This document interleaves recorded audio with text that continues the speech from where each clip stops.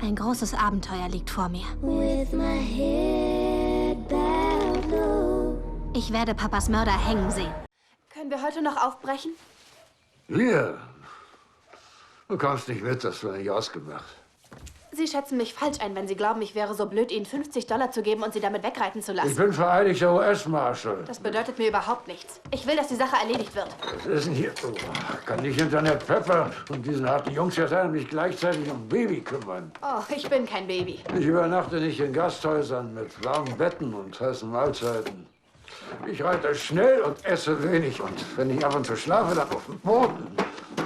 Ich habe die Nacht schon mal draußen verbracht. Papa war mit mir und Little Frank letzten Sommer auf Waschbärenjagd. Wir waren die ganze Nacht im Wald.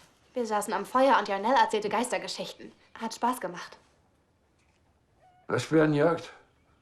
Das wird keine Waschbären. We play Rooster Cogburn, who's a U.S. Marshal. He kind of straddles, got a foot in each side of the law, you know, for and against the law. He's I guess he's, I don't know if he's a bit of an outlaw, but he has been in the past.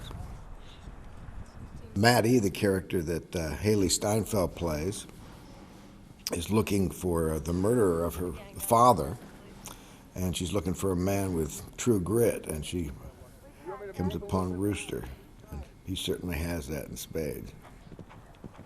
I think if you took a straw poll of actors all over the world and gave them 3 directors that they'd love to work with, I think Joel and Ethan would probably be on everybody's list. And I'd met them and seen them over the years, and I had a lot of friends who worked with them, and I'd obviously seen all of their films and followed them very, very closely, but I just never had a chance. There was just never a role that was right for me, and so I was thrilled to get a phone call from those guys. Oh my God. So from here to there.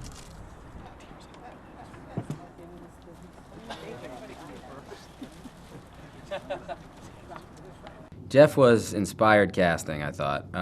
Jeff is just, this was a perfect role for him because it's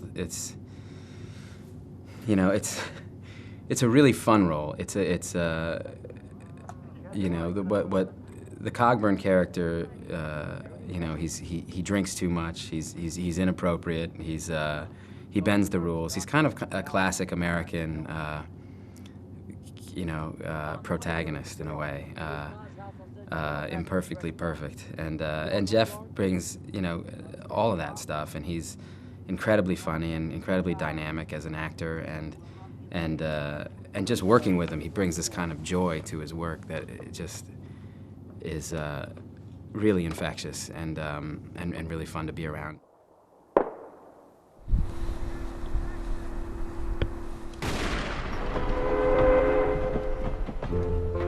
The film takes place in 1878 in Fort Smith, Arkansas, which at the time was a commercial center. It's not a sticks and twigs kind of town out in the prairie, but the last city of the East before you sort of head out into the wilderness.